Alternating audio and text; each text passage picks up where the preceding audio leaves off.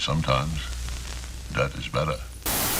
You were telling me a little bit earlier about how excited you were for Terrifier 3, and you have a specific theory regarding the teaser that just came out today. We actually just watched the movie Saturday night, Terrifier 2. Had been a minute since probably, it'd probably been at least over 6 months. So just like watching it fresh and then watching the trailer like right when I got home. I had seen like the little teaser that they had kind of shown before, like the 30 seconds or whatever, just like the little girl mainly coming down and seeing, art. That could just be Sienna as like a young girl having a dream of maybe a Christmas that she had when she was younger or something, and art is still kind of like terrifying her mind and like everything with all that just happened during like the Halloween time or something like that. So I was just like, well, maybe that's just what it is. Maybe nothing really comes about it. It's just like a dream sequence for like the next film. Does that imply that that's a young Sienna in the teaser trailer we got? Correct, yes. I mean, that's what I was kind of thinking. I was just like, it looks like her, same hair color, eyes. Like I was just like, yeah, I mean, that could just be her as like a young girl. Maybe it won't even be in the movie. Like I heard some other people say that. I think he is going to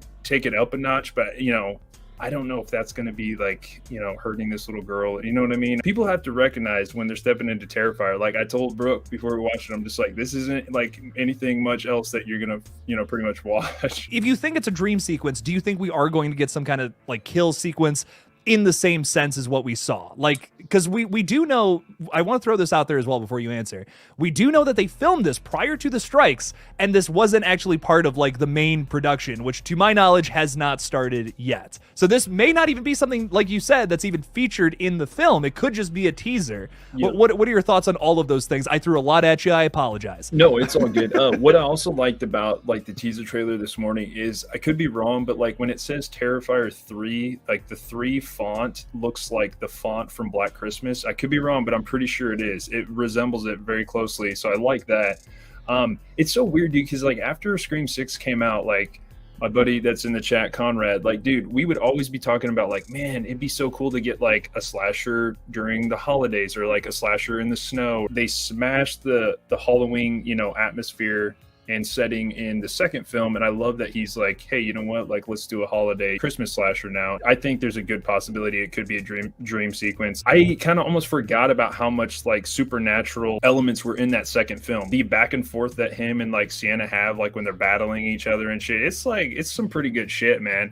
And the biggest thing I appreciated about the film watching it again was the practicals, dude. The practicals are just crazy, man. The makeup and shit, it's a throwback to all the the 80s films and all that shit, so you show a lot of appreciation for that. I think the thing that blew me away about Terrifier 2 was just the fact that they were able to do something like this on such a small budget. Like, it really does look incredible. Like, I think there are movies that are made for way more money that are just nowhere even close to the quality of this film is in terms of practical effects.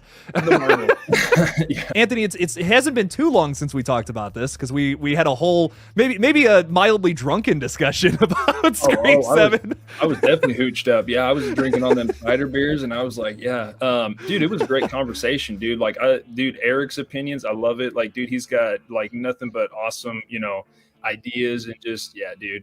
What's up, Eric?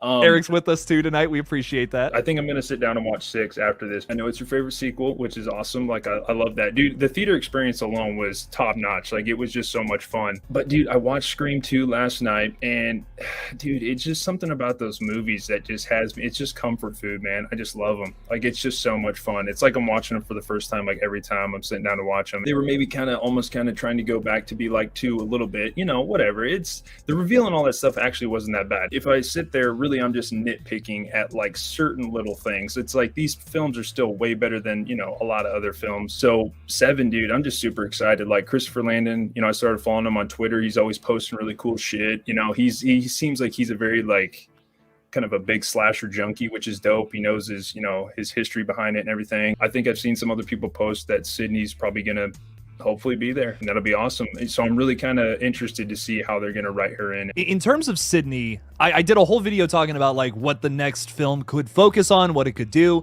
I'm really not against Sydney being the focal point because of how 6 ends. Like, I think if we were like approaching Scream 5 again, and it's like there's gonna be another Sydney focused killer, and like let's say or another Sydney focused Scream, but then the killer just ends up being something very similar to the past, I would have been disappointed with 5. But now the world has been opened up from Scream 5 and 6, where there's all these different ghost faces out there with all these different kinds of motives, I feel, that we could explore in future sequels. Scream 6, in my opinion, one of the reasons I really do love it is because it widened this world. It's no longer just this small town thing that's affecting one person. It could be affecting anybody out there, and I think that's so fascinating to me. I'm so excited to see where 7 takes it. Who else could be going after Sidney Prescott besides for the reasons of who she is? I have a video coming out soon talking about how Mark Kincaid may play a big role in who the killer is this time around, which I'm very excited to talk about soon.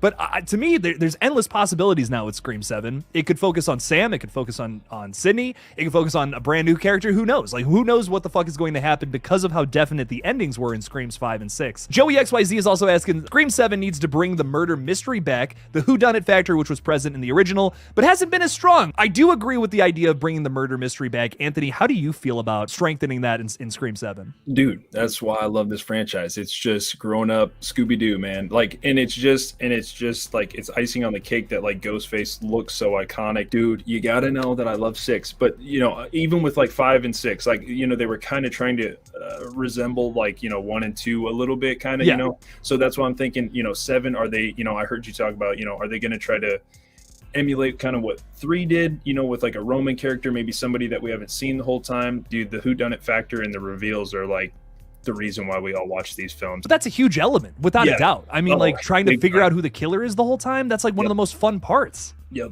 totally agree. And you know, I was just rewatching 3 with Brooke this the 2 weekends ago, and we watched it, and we had watched like Urban Legend, I Know What You Did Last Summer, all these, like I was showing her all my favorite slashers and shit, and then like we watched 3, and she thought it was the best movie that we watched of the weekend. Like, she thought the reveal, she thought the reveal was crazy. And like, again, I feel myself like watching 3 and saying, you know, damn, that reveal is pretty good.